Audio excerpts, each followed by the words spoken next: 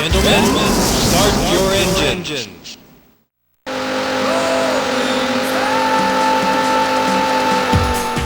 Daytona USA was an arcade hit for Sega, taking America by storm in 1994. Even today, cabinets can still be found in bowling alleys and laundromats throughout the country. A year later, after the arcade debut, Daytona USA would be a launch title for the Sega Saturn in 1995. As the name suggests, Daytona USA is an arcade-style stock car racing game where you pilot the Hornet and race through 3 increasingly difficult tracks. Being a rushed port, this first installment of Daytona USA is fairly bare bones. You have the choice between just a few cars. The difference between them is the automatic cars have a slightly lower top speed than the manual transmission cars. After making your selection, you have the choice between 3 circuits. Depending on your point of view, these are either short, medium, and long, or easy, advanced, and expert. The first course is the one most should be familiar with, 3-7 Speedway. This is a simple tri-oval with a similar layout to the real Daytona International Speedway.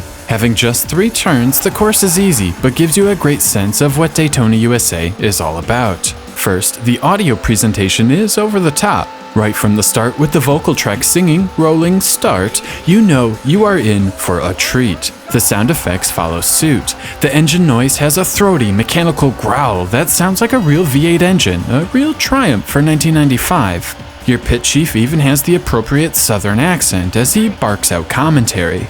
Like most of Sega's arcade offerings of the day, the audio is outstanding and holds up exceptionally well. After taking in the sweet sounds of Daytona USA and arriving at Victory Lane, we're off to the next course, Dinosaur Canyon. Rather than a rolling start, things begin stationary. Additionally, we are on a road course rather than an oval. Dinosaur Canyon is a rather brilliant track, featuring great elevation changes, a nice blend of sweeping and hairpin turns, and a great flow to it from start to finish. While 3-7 Speedway featured 40 cars on the course at once, along with 8 laps, Dinosaur Canyon features just 20 cars and 4 laps. Still, of all the Daytona USA I've played over the past couple of decades, this is my favorite experience of them all. Dinosaur Canyon plays to the strengths of the controls. I won't call the controls bad, but there is a definite learning curve. The game offers a strange mix of grip and drifting mechanics that I struggle to completely wrap my brain around. The turns and curves here make sense, and it's easy to learn which can be taken flat out, which can be taken while letting off the accelerator, and which you can drift through. The drifting does feel dated. Initiating and ending a drift feels unnatural and inconsistent. However, this course is fairly forgiving and works well with the dated mechanics. Finally, we arrive at Seaside Street Galaxy. This is a street course and definitely plays homage to Bay Bridge from Virtua Racing. As expected from an expert course, this track is brutal, with a ton of tight technical turns. For me, this is where the Saturn version of Daytona USA misses a step. It can be very difficult to drift through turns, and the shortcomings with the controls are very evident when you are asked to push the limits. My biggest issue is how difficult it is to change directions quickly from left to right, and collisions with the walls are far too easy.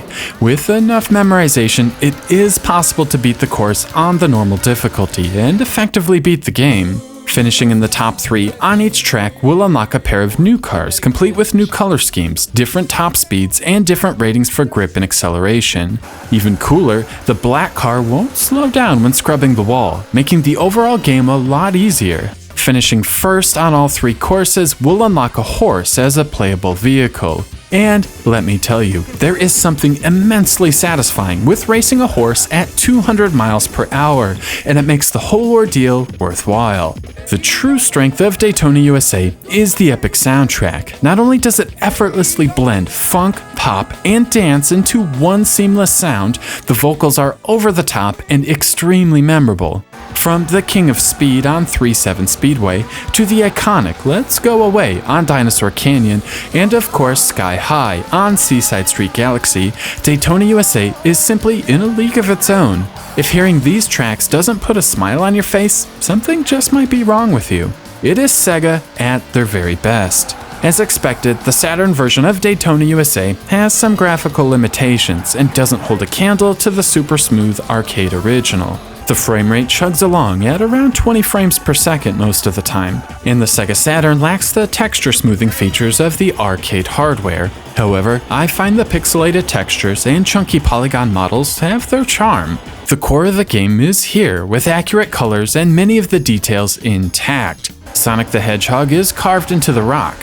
Dinosaur fossils are on the canyon walls. Horses gallop through a field. Jeffrey is immortalized on a statue, and a pirate ship is docked at a port. While later games on competing hardware definitely blow this away technically, I find Daytona USA a visually appealing game. Overall, Daytona USA is a great racing game. While I wish the controls were a little tighter and more precise, they don't prevent the game from being a total blast. Few games let you rumble with so many other opponents at once, and the experience is truly one of a kind. On top of this, the track design is strong, the art direction terrific, and the soundtrack is the stuff legends are made of. Daytona USA for the Saturn is easy to recommend. 4 out of 5.